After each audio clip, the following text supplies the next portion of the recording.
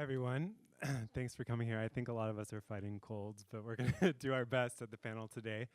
I'm really excited about this panel because everyone on the panel has a lot of experience with grants in many different ways. I think you've all been involved in every part of the process at different parts of your career or at the same times of your career. You've applied for grants, you've been on panels, you've worked with funders or work at funders. So I think you have a lot of different perspectives and expertise to share with us today. So we're going to try to cover as much ground as possible. I'm going to ask some questions at the beginning, and then we'll leave at least 20 minutes for questions from the audience at the end.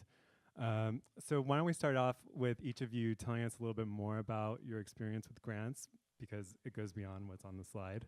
If each one of you could introduce yourselves. Hello. Hi. Thank you. So I've been writing grants for a long time.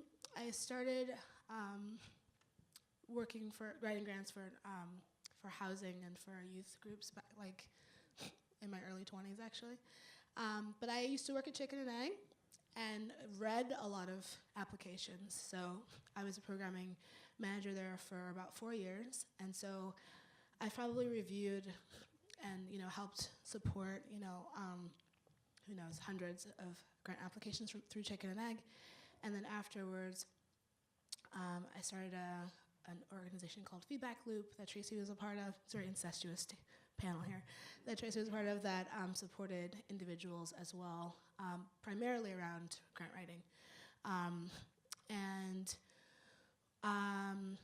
that really actually specialized in that weird fissure of space between the filmmaker and the grant reader, the grant giver, and really trying to bridge that gap. That was kind of our specialty really there.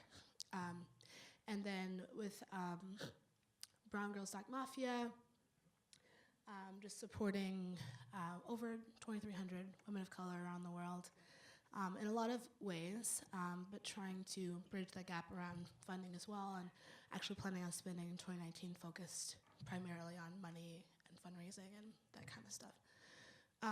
And then for Brown Girls, I write grants now. So now I'm writing, I've written grants through Feedback Loop, but also writing grants for an organization as well as for individuals. And I also produced this film called For Akeem, and I raised a lot of money through grant writing for that.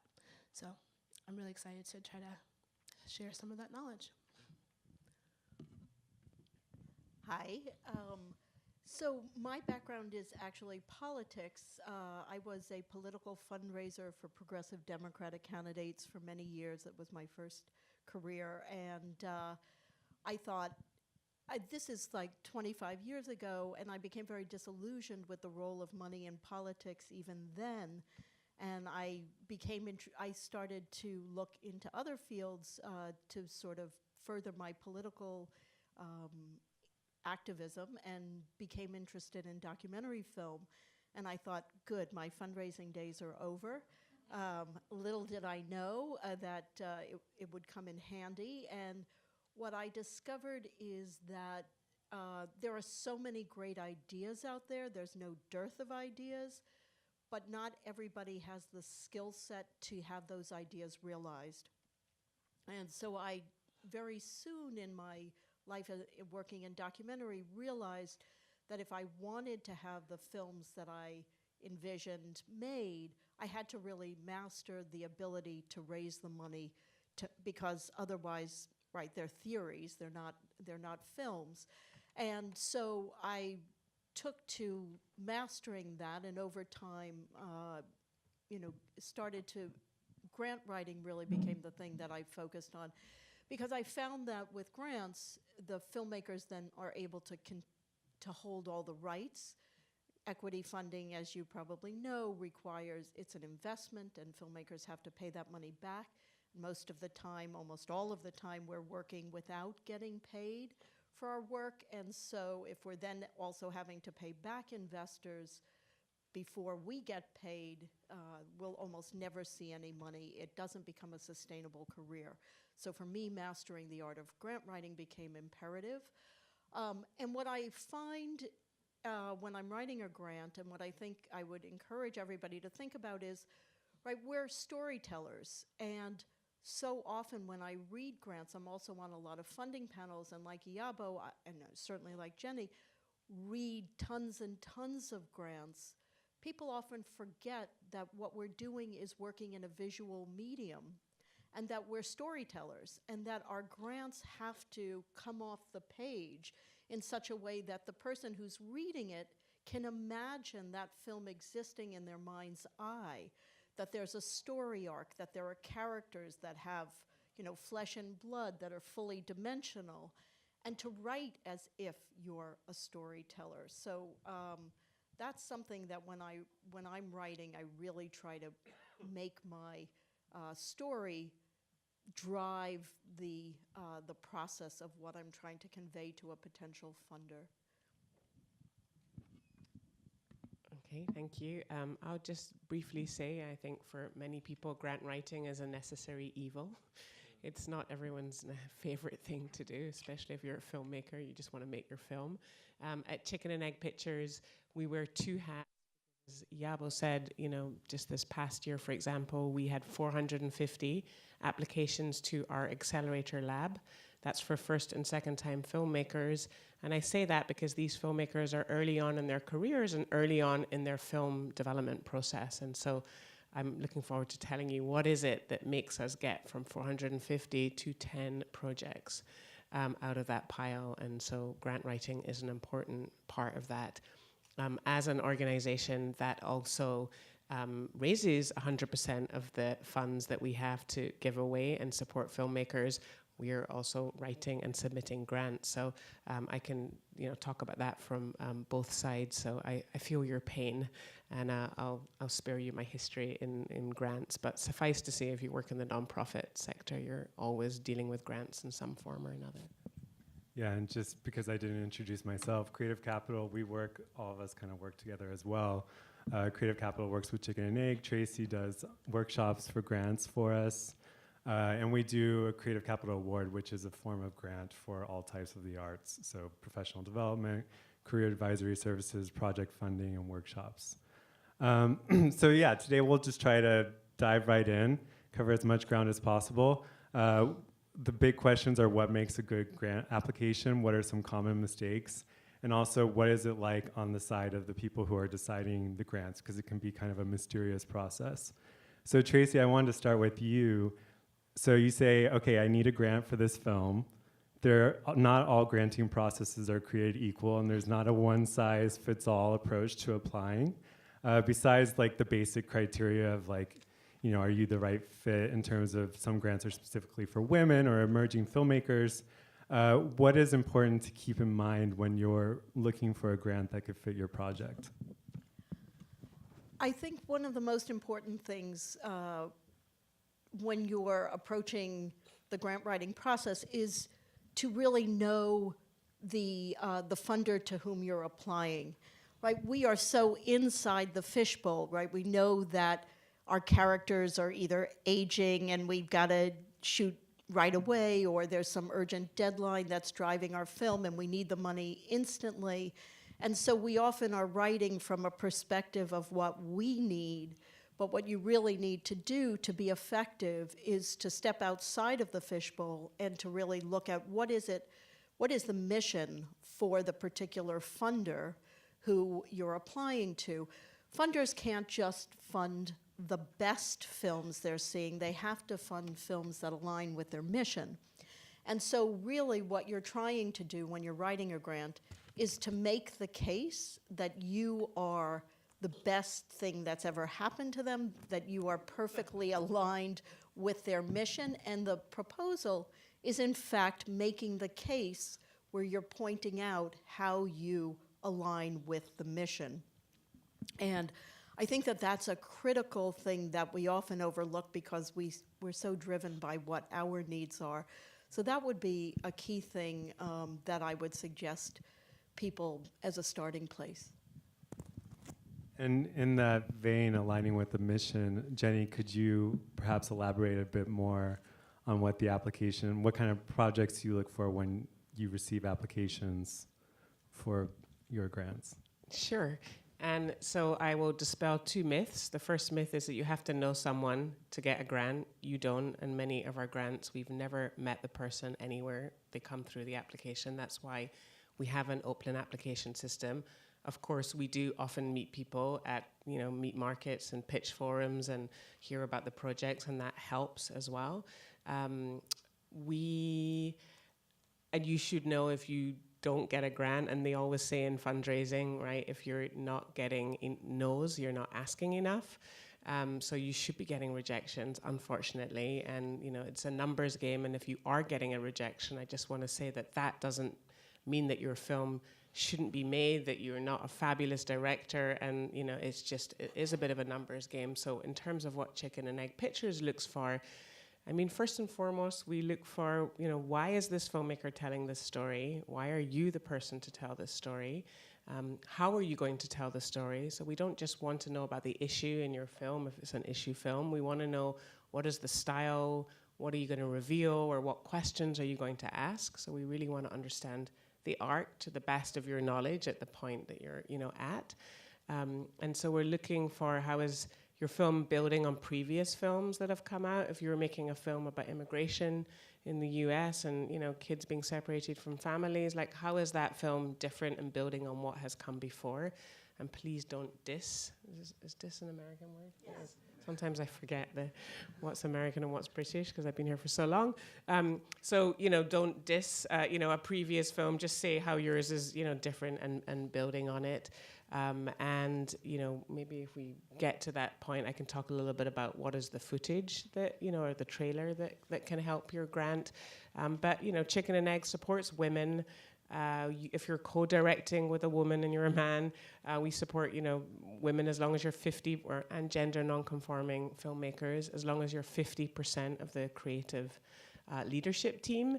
Many people think we just support social issue films, and many of our films are, broadly speaking, social issue films, but we're really looking for great artistry and resonant, compelling films. And really, it's sort of, what is the story we can't stop thinking about? What is the footage we can't stop thinking about? And after we've read your grant and watched your footage, we're like, oh my God, I want to know more. I really want to see that film. So it's a bit of a visceral reaction as well. And I would just say the final element is, as at Chicken and Egg, ultimately when we choose our final 10, we're looking at, do we have women from all over the world? Do we have women from all over the US? We're looking at race, class, sexual orientation, disability, geography, age. And so, often we put together a cohort and we're looking at how all these women will support one another and complement one another. And so in those final stages, it's not that your grant or film isn't strong enough, is that we're, really trying to kind of curate a final list of 10 films and filmmakers who are very diverse and represent a lot of different perspectives. Iyabo, in the grants that you've written and received as a producer, you have to translate the creative language and concept of the film into the language of the funder in the grant. So could you talk a bit about the insights you've gained in the process of doing this, about what is specific about a grant that isn't necessarily the same as the rest of the material you're making for the film? Well, the writing kind of has to distill, in a way, also the meaning of the film. Not just the direct, like what happens ABC, but also the bigger picture. I think it's really, for me, always about transcendence. I'm always looking for that. What's the base level? What's kind of then the practical something else? What's the story? Then what's the practical action? And then where does it transcend everything?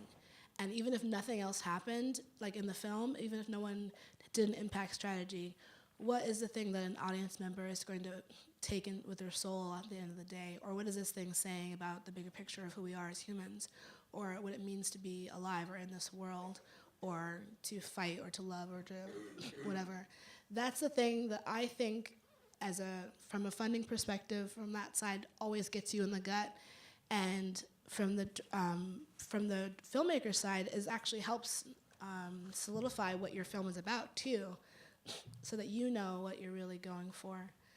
But in terms of language,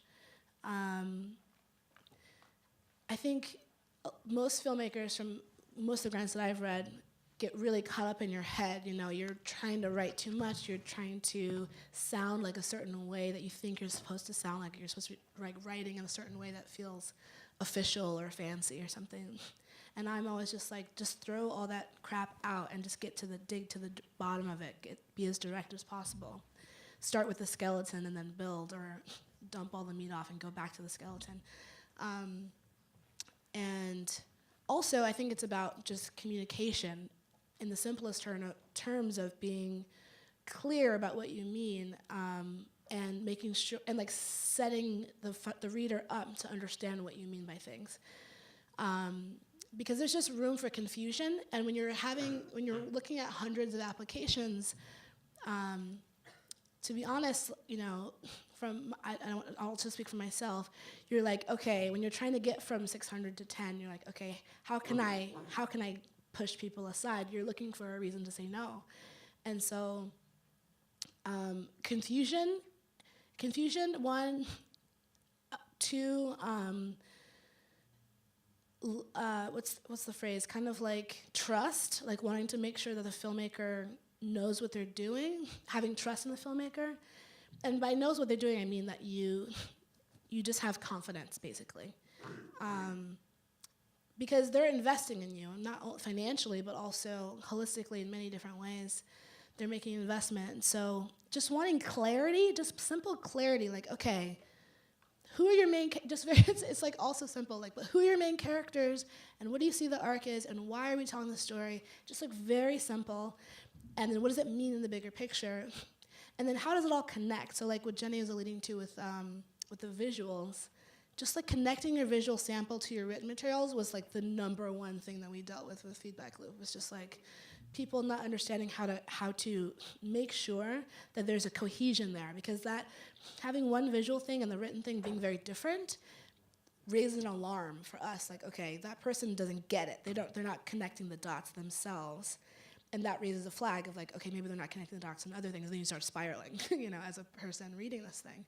So just being really clear, like if you don't have something shot yet, just saying in the language, we haven't shot this part yet, but it will go, we're hoping it will look like this.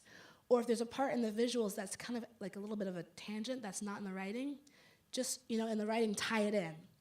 So there's a section in the visuals about the daughter because we want to circle back to her later on, blah, blah, blah. Just explain it. And I know it feels kind of like obvious or too direct or something, but for me, I just want to be able to like, I want to know what's going on. I just want to be able to clearly understand. Can I? Yeah. I agree with everything that you said. You know, I think what I talk about is the elephant in the room, that there are questions. You have to anticipate every question that a funder may have, and you have to proactively answer those questions. So if there's a character you're showing something, but there's a bigger context that the funder may not know, you have to provide that context. And that I think of the sample, it's two halves of a whole. And that you're writing, and the sample and the text have to be seamless, and you have to figure out what's doing which part of the work so that it all serves to provide additional information or complementary information. And one of the things that I think, obviously the goal is to get the funding, right? That's why we're wasting the time, spending the time, and doing this mammoth task. At the same time, what I've come to believe, and is my experience, is that it is part of my creative process. Right? By writing it down, I have to start to make artistic choices, even at an early stage, and clarify for my own self what the story is.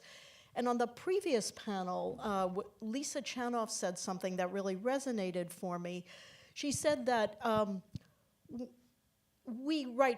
they fund the earliest stage. They're putting money in for you to make your fundraising trailer. So most of the time, we don't know where our film is going.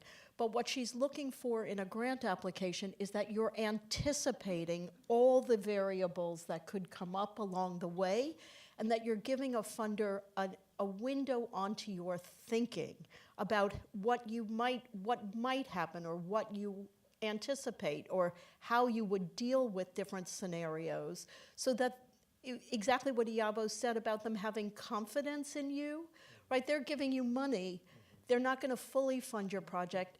They need to know that you have the vision, the determination, the problem-solving skills, that you're going to get this film made come hell or high water. And that does come through in a proposal. You can read a proposal and somebody's passion that they are going to make this happen, and they can convey that in written form. And I think that's something that when you read lots of proposals next to each other, you start to see where somebody really has a vision, even if it's not fully fleshed out in an early stage. Yeah, there's a certain amount of risk with any type of funding, and there's acceptable risk and like risk that is like a red flag that I'm sure you see a lot when you're reading the applications. But also I want to talk about emerging filmmakers, first-time filmmakers, because that could be more of a risk for the funder, because how do they know that the filmmaker has the capacity or is really serious about this project to be able to deliver with the funding they have? So I was wondering, I don't know if there's a specific question for anyone, but Jenni, if you want to take that, what are some strategies that emerging filmmakers can use? So I'll just mention two, because I'm sure more are on the way, but the two that immediately came to mind is if you're a first-time filmmaker, who else is on your team, right? Is there anyone on your team, perhaps, that you can list as a consulting producer or a storytelling advisor, or something that shows that you are going to be able to avail of people who have more expertise than you? And if you're telling a story about a community that is not your own, how are you, going to be sure that you're sort of reflecting, and understanding, that community, and could someone from that community be on your team? So thinking about the broader team as a first-time filmmaker is important. And I had a second point. Let me see if it comes back to mind that I wanted to make. Yes, which is, one of the things we want to kind of get a sense of is, our grant, like any grant from any, funding organization, is a small piece of your fundraising pie. And so we want to understand that you're going to be able to raise more money. And so when you list, if you don't have any other funding, if you have no funding, at least list who are you going to apply to for funding, and do the research, right? So if you're a male director, don't list chicken and egg pictures, because it sort of shows that maybe you haven't sort of done the research. So be sure that the funders that you put down there are funders that seem appropriate for your film, and if you've put in some of your own money, if you're in that fortunate position, that's okay to mention that. Or if you don't have anything, that's totally fine too. But we want to have confidence that you can fundraise, not just make a film. Can I add something? I would say, despite what Jenni says about knowing someone, I think personally it does help, and especially if you're a newcomer, because you're kind of selling yourself too. It's not just the film, because a lot of these organizations don't have a ton of money, and so you want to invest in someone who's special and interesting, and you also want to invest long term. There are many filmmakers that Chicken and Egg has supported over a decade, who are incredible, and there's a pride in that, and it's not just about money. It's about investing in a person, especially when you're talking about women.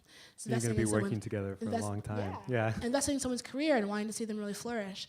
So I think as an emerging person, it's important to, if you can, try to meet folks at these organizations, try to meet funders if you can, and just be your effervescent, wonderful self, so that they're like, wait, I met them at that thing, they were so sweet, or they were so, they sent a follow-up email, or they had we had an interesting conversation, or I saw a picture of their kid, or whatever it is, I think having that little thing in the back of your mind does do something, because it is about familiarity, and what it does at a psychological human level is just starts to breed trust. That's all it is. Even if it's not intentional on a funder level, I think there's a psychological element to it, that familiarity. But you bring up a great point that I wanted to ask, maybe specifically for Jenni, but also for any of you.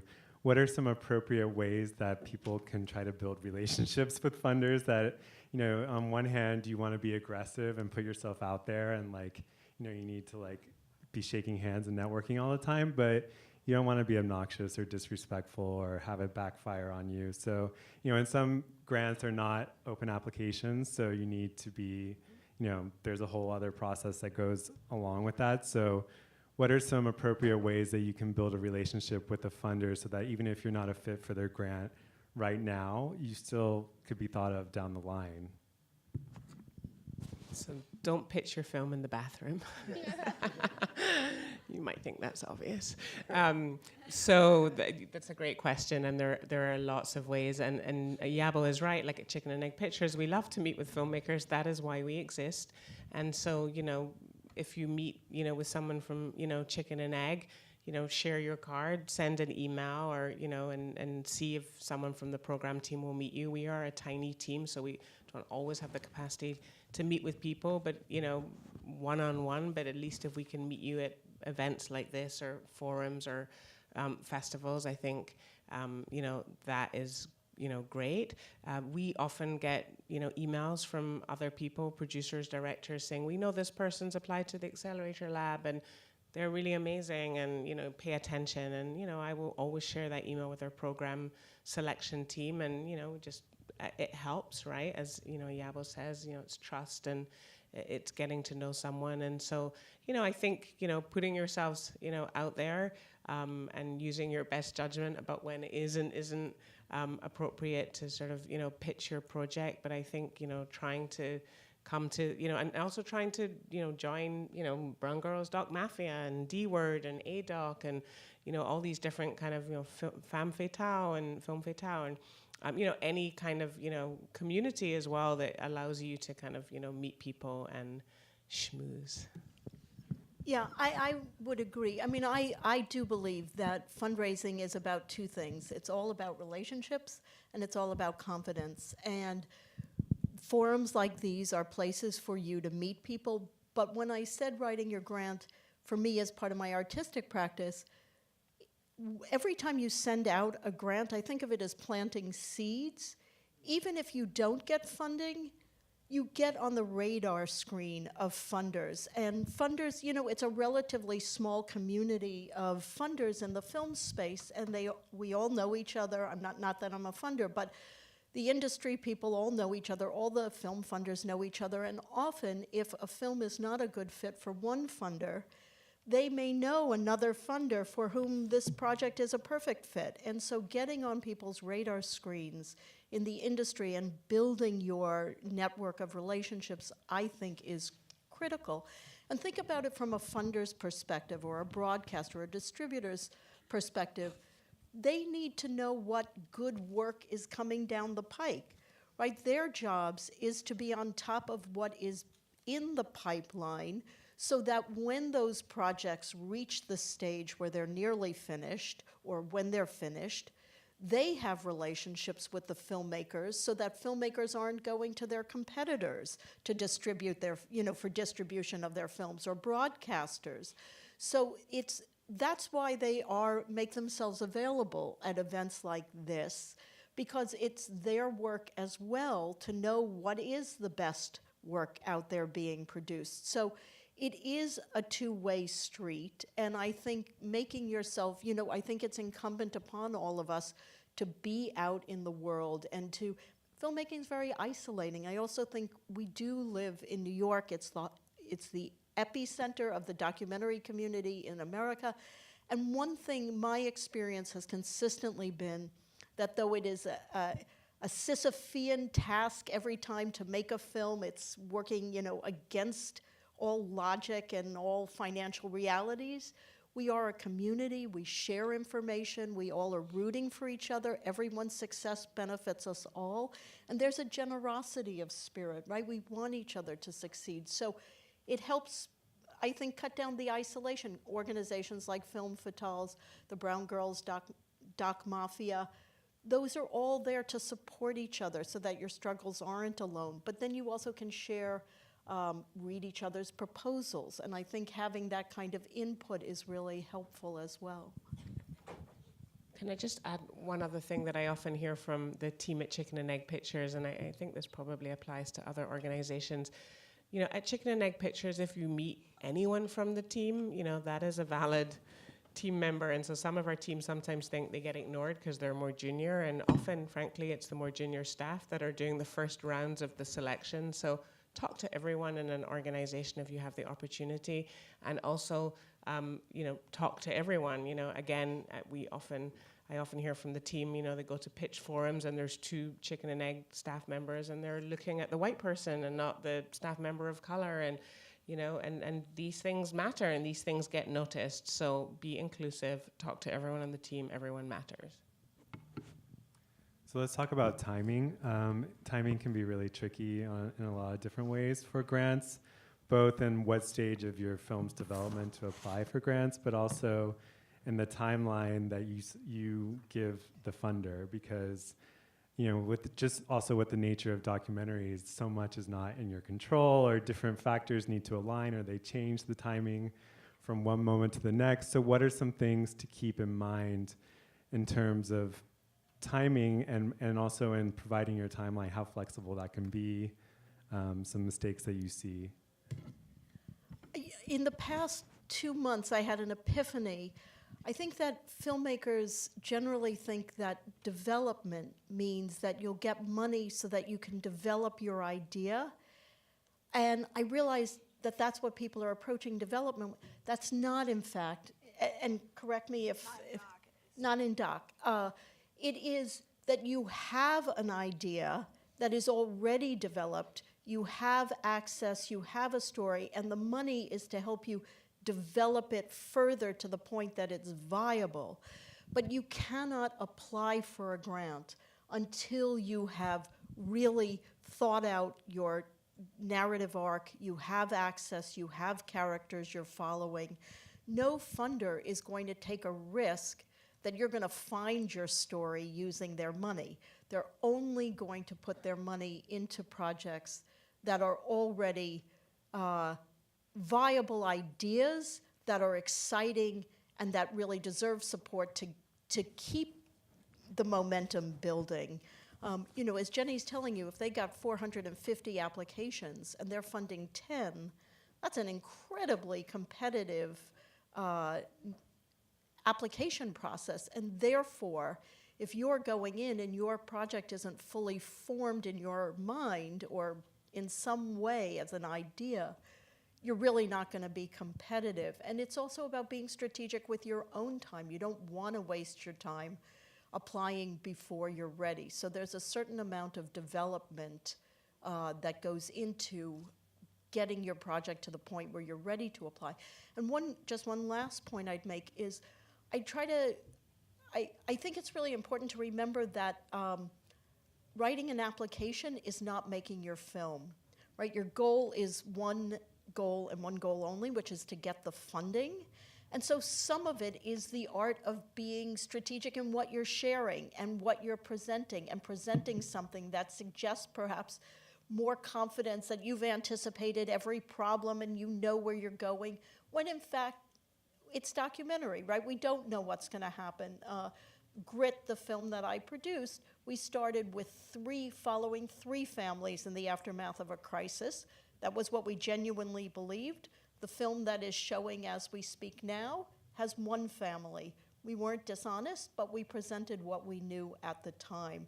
And so I think knowing that your intention is to try to give something that shows that you've really thought through, anticipated every problem, is something that you're doing when maybe in fact you haven't, but giving that sense of confidence and writing as if you really have.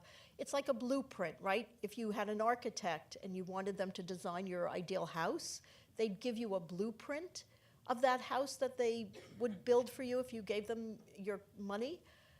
That house is only a theory, right? It doesn't exist, but you would know looking at the blueprint what the house you would get would be. A proposal is much the same thing, right? It's an idea that somebody could read and have a real sense of what you have in mind.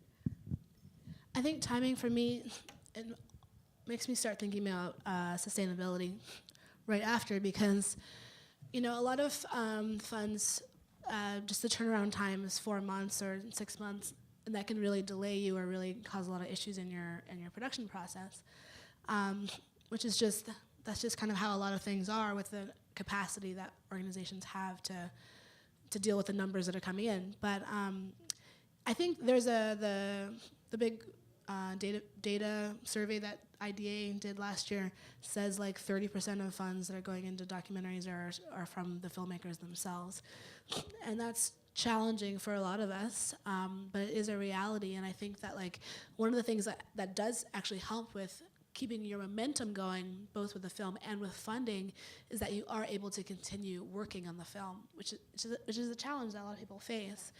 But it's good to know if you're at the beginning of stages of the film to do your best. This is like pipe dreams, but do your very best to have as much money saved as possible so that you're able to work on it, either taking time off of work or either making sure you have money to take flights to wherever your characters are. Just sort of that like basic stuff to ensure that the story keeps moving forward, because there's countless filmmakers that will apply where nothing has moved forward yet on the film because they aren't getting funding, but partially you may not be getting funding because there's nothing moving forward yet. It's a chicken and egg issue, you know. And so it's just for new filmmakers, I would just do your best to like have that savings or have that, you know, find that back pocket stuff. I know. I just heard a heavy sigh from someone over here. I know. I understand. I'm personally, I just made a film, you know, bank account empty. I get it. So I'm with you. I just add one thing. If you're not aware that many of the documentary funding organizations are now part of this Common Core application system. So Chicken and Egg Pictures is one of them, where we have all sort of adopted the same questions. I'm still hearing kind of grumbles because I don't think all the characters and lengths are exactly the same. So there's still a bunch of tweaking involved, unfortunately, but it has made it easier to submit to various organizations, because you know you can use a lot of the same material, which is great, but it's still time. And so to your question, Michael, you know, just make sure your film's a fit. So for example, in our accelerator lab, you have to be less than 60% shot, because it's a year-long program with 3-week-long labs. So we don't want you coming in too far along, because you just won't benefit from that program. So just making sure you read all the criteria and that you meet the criteria, because it's still, you know, time and effort on your part, and time is money. But also being, I'm gonna pretend like Jenni doesn't hear me saying this, being strategic about how you write about your timing. Because maybe you don't have to say you're not 60% on. I'm saying just be strategic. Yeah, but sometimes it's obvious. Very obvious. I mean, Creative Capital, we have an open application for our award, and it's amazing how many people provide timelines that don't fit our criteria, and that's like one of the basic requirements of the award. So automatically you just get weeded out, which makes it easier, because this year we got over 5,000 applications for 46 awards. So if you're looking for any reason to eliminate a project. You know, it's funny, when I do my fundraising workshop, the thing that I stress more than anything is that the first thing you have to do when you get a grant application is figure out when the funding will be awarded, because your timeline has to extend beyond when the money is awarded. And you cannot imagine how many people disqualify themselves when everything else is strong by putting in a timeline that basically says my project will be done by the time you announce your funding decisions, in which case, as Michael said, you're out on a mere technicality. So that is the very, very first thing I do, is I immediately figure out what the timeline is and whether my project will be finished before it or whether it will extend beyond it. And I write my timeline as the very first order of business. And that's information that should be available, and if it's not, you should ask, because they will definitely provide that. So I have a lot of questions, but I want to leave time for everybody else, so I'll just ask one more question, and then we'll start taking questions at the microphone over there on the side.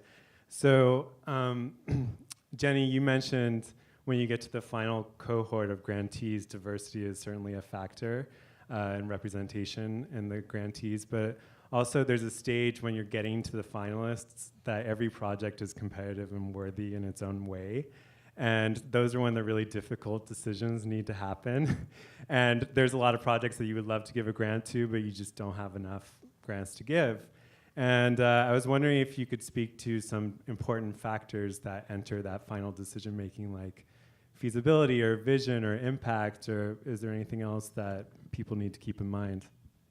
Sure. So we also, so in our 10 final projects, we will actually interview the final 16 filmmaking teams, because again, we're looking not just we're looking to see how a cohort comes together, but let's just say you get from the last 50 to 15, how do we get there? It is a very collective process. There's a lot of people around the table. There'll be a bunch of people that will already have seen your film that made it get to that round. And wow, it's a really hard question. It's a really hard question because every film is different, every story is different, and it could be your film made it to the final round because it is just so relevant, and we're screaming out for stories on that particular issue because it's in everyone's mind, and there aren't enough stories, or there aren't enough diverse perspectives on that issue. So it could be the story and the issue itself. It could be you just have such unique access. We know that no one else is going to tell this story because you have unique access to characters, or it could be the artistry. We feel like you're totally pushing the needle and you're going to inspire other filmmakers to make films in a different way. It's a really hard... What about like urgency for the project? If it's something that needs to be funded, it's a very timely story. So that was my first point, is urgency and timeliness, but we also support, historical films, or, films about things that have happened, but we feel like, didn't get the attention that they should have done 50 years ago or 10 years ago. And so urgency is definitely one. The confidence, again, that you're going to see it through, and that you're going to be able to raise the funds, and, that you've articulated your artistic vision. We often are looking, to understand, we're not looking for an outreach campaign that early on, but we're looking to see how you're thinking about distribution and who you might partner with when the film kind of eventually comes out. And it's often really quite emotional, we're so taken by the material that we've seen and by the filmmaking team, and it sort of all comes together, and ultimately we go through a very intense kind of rating process and looking at lots of different things, and it's sort of everything into one whole that it's very hard to completely put your finger on. So we'll start taking some questions. Can I also just say, by the way, that you can reapply again to us and to other documentary organizations. So if you get a no, try and get feedback, right? If you got into the semi-final round at Chicken and Egg, we will give you feedback, and apply again. Yeah, the rejection is very common, and also with Creative Capital, with our awardees, a big portion of our awardees applied multiple times before they got the award. So yeah, definitely apply more than once. So for the questions, if you could just try to keep the questions as general interest as possible, so we don't get too specific about particular projects, and please let us know what you're thinking.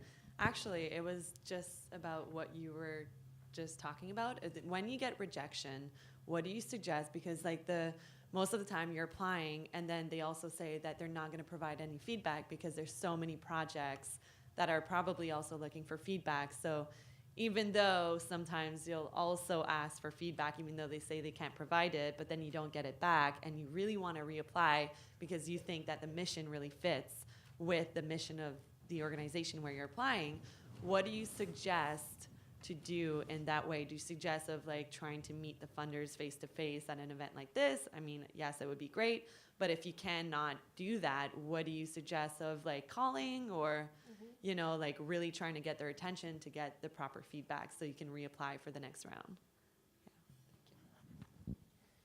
Yeah, I mean, the feedback loop is based entirely on this problem, and it's unfortunate that the organization itself isn't super viable for us to do all the time. We need to clone Iyabo. That's the problem. She's just involved in too many great projects, because that did exactly fill the need of people like you, and there really isn't a good option that I can think of. Yeah, it's really about you're talking to your peers, folks that who have raised money before, just saying, hey, can I buy you lunch? You know, and will you just read this and give me any red flags? They don't have to give line by line, but like, what are the kind of red flags? There's this phrase that I've been using recently called unspoken realities, which is like, what is the elephant in the room? That's basically the same thing. What is the thing that everyone's saying that might be the no? And I think ultimately it's also kind of just about keep it moving. You know, sometimes you have to be like, look, I've emailed them 3 times, whatever, it's not working out, it's not personal. And just be like, okay, I'm just gonna keep moving on to other things and not taking it personal. You know. And if you do apply again to the same fund, then indicate what has changed. So if you're applying 6 months or a year later, show, I have new footage, I have new characters, I have new funding. Don't just apply with the same thing, but tell us how your project has evolved. And the feedback is also like it's the numbers. Like a lot of these funding organizations have very small number of staff, like surprisingly small. And the people who are reading the applications in the initial stages are usually not staff members. They're different specialists. So there's just no capacity to give feedback at that stage. But usually in the final stages, there's a lot of times feedback. We do that in our final stage. And then there are private consultants like me, right? I do grant writing workshops all the time. There'll be one at the Made in New York Media Center next week. Webinars for Creative Capital. There are places, look for grant writing. But I do think having a community of fellow filmmakers and reading each other's proposals and getting feedback, is this reading? Are they getting the story? Is a totally good way to serve each other. And the more proposals you can read, the more, when you see them next to each other, the ones that work just come off the page. I try to read as many proposals as I can because I always learn from other people's work. Yeah. Thank you. Hello, my name is Marcelo. It's a pleasure meeting you all. I do have a question about my specific project, but I will transform it so we all benefit more openly. My last film, it was 2.5 years, and I was exhausted. And I used all my money and the budget, blah, blah, blah. What I've been doing in the last years, it's because of social media distribution, it's creating micro-content. And I'm extremely excited. My question is, with one clear topic, I'm exploring the meaning of happiness, how we can be fulfilled in this mad world, how we can really fulfill ourselves. My question is, I'm creating a laboratory where I keep on creating content, non-stop, with all my money and effort and stuff. I have like 42-minute films. And I applied for one NISCA, but it's a lot of work. Do you think this kind of project makes sense? Three questions I have. One is, does it make sense to say, can you fund me my laboratory, my ongoing micro-content creation with this topic? Or is better to say, I'm going to use some content that I have, I'm going to shoot new ones, and I'm going to make a bigger film, like a 19-minute film? Or it could be like a series of 100 episodes of 1.5 minutes. That's one thing. The repurposing of content is kosher or not kosher? And then, I work with brands also. And some brands are brands with purpose. So I might get money from brands to shoot, which is great, it's a lot of work. Would it be also kosher to say some of this content might be sponsored by some brands, or I should keep it separate? If that hopefully is clear. You mean in the grant writing itself? There's a lot of things going on in this question. It's complicated. One thing I would say is that I get questions about how should, there's so many different ways my project can manifest. Should I include all those different ways in the application? And I say no. Be very clear about what you're asking for, and you have to make some artistic decisions in your application. So if you're not really, if it's kind of confusing for the reader where they don't really know how this is going to happen or like what shape it's going to take, that doesn't really help your project. Right. It sounds like you're putting the desire to get the funding before the idea, and the funding comes based on the vision that you're putting forward. And so I think you have to be clear and have the passion and commitment to the idea, and then find a funder who's likely to fit with that. Because like you mentioned, the lab, I don't know of funders that are funding labs, so you'd need to find a funder that you know funds labs. And one of the best ways to find funders is to look at projects that are similar to your own and look at where they got funding. That's one of the things I often do. I look at other films on similar subjects, and I often don't even watch the film. I just go to their credits and see who their funders are. So that's a good way to do it. Thank you.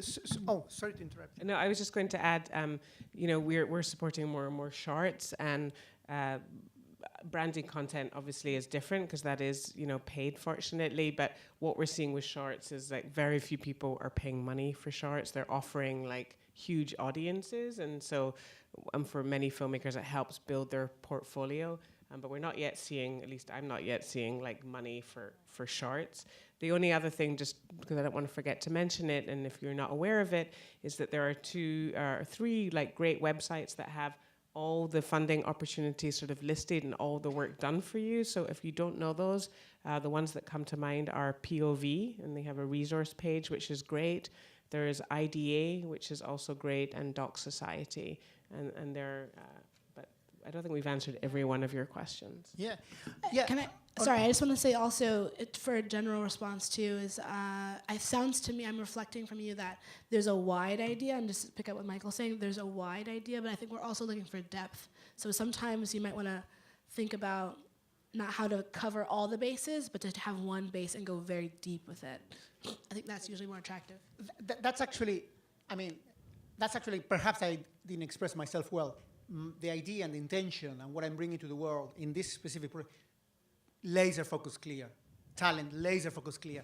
I love also actually shaping form. If I have to rephrase the question, would be, make sense to make, it's more fundable to make a feature or to make series of micro content with exact same goals? I might think it differently. I'm a chef. I can make you a lot of tapas, or I can make you a big dish. Okay. So it's more fundable to make features clearly. Like there's I more think money it for depends features on than the- for shorts. It depends on the grant, but It depends. I also work for topic.com, which does shorts. So you just have to figure out, the thing about it is that all of these places, funders and these institutions or companies like Topic that fund films, they want something that's special and unique that fits them, like Tracie's been saying. And so there's not a one size fits all. So just make sure that you're really like tying in what that person's looking for and what their style is. I don't think there's any, you need to make what you want to make. yeah. It's up to you. So you make what you want to make and then find the people who want to get on board with you. That's the first thing. Don't change yourself to be what they need. You know, do what you want to do and then adapt. Thank you. Thank you very much. Hi, thank you. I'm working on a project that's mostly verite, and I was there for the events. And when I think about writing about that in a grant context, that's like pretty clear to me how I tell that story. A lot of the story, I got the backstory of the characters through sit-down interviews and archival. And I'm just wondering what are some dynamic, exciting ways through grant writing that people have handled not being like, then we talked to this guy, and then we talked, like how you sort of bring backstory into grant writing in a dynamic way. Well, Iyabo found the pizza story. The pizza story? Oh, okay. Yep, that's exactly where I was going. So Iyabo was talking about sort of big picture, small picture, and the way I approach it is I have an upside-down triangle, so a slice of pizza, I think is what she was referring to. And what I try to do is create context, like what's the big overarching issues? Where does this film fit in the larger world of either a social issue or broad brushstrokes? And then as a life story, if it's personal. right, a life story. And then I narrow in, right, it's an upside down triangle, to what are how do these big themes translate into a specific film, and what's the vision? And the problem with a film where you have something that's taken place in the past is, let me ask you a clarifying question. Is that piece that took place in the past, is that going to be in the film, or is that stuff I need to understand in the context of the bigger story? It's just like, here's who these people are, here's how they got to this sort of inflection point where the story really takes off. Like Right. you have to know who these guys are before we can get into that. So for me, the best proposals create a sense of context, that I understand the motivations, I understand the bigger world into which this particular story takes place, so that it has more universal themes. And so I think setting it up so that I understand that really deepens. It's exactly what you were saying about deepening my understanding of the project and why it's relevant and important, and why are you the person to tell the story, and why is it timely now? Why does that story need to be told now? I think depending on the story, too, you have to trust your audience a bit. I don't know if you've been able to start showing it to people, but oftentimes you think you need all this backstory, and sometimes you don't, you know? Sometimes you can just jump in, and people get it. If it's about a family, if it's about a work situation, we all know these archetypes, you know? You can just jump in. There's also ways to do it, but in the writing itself, yeah, it's okay to have a context paragraph. If there's a context section of the actual application, you can write about context and history there, of course. But it's okay to just have, like, you know, 1 or 2 lines that's like, you know, if you start in the present day, you know, do a present day thing, and then say, you know, just give it a background, like just 1 line of background, when so-and-so was fine, blah, blah, blah, blah, or whatever, you know, but now at 35, blah, blah, blah, blah, blah. Just kind of like find that fluidity, cut to the chase. Yeah, people will be on board quickly. Thank you so much.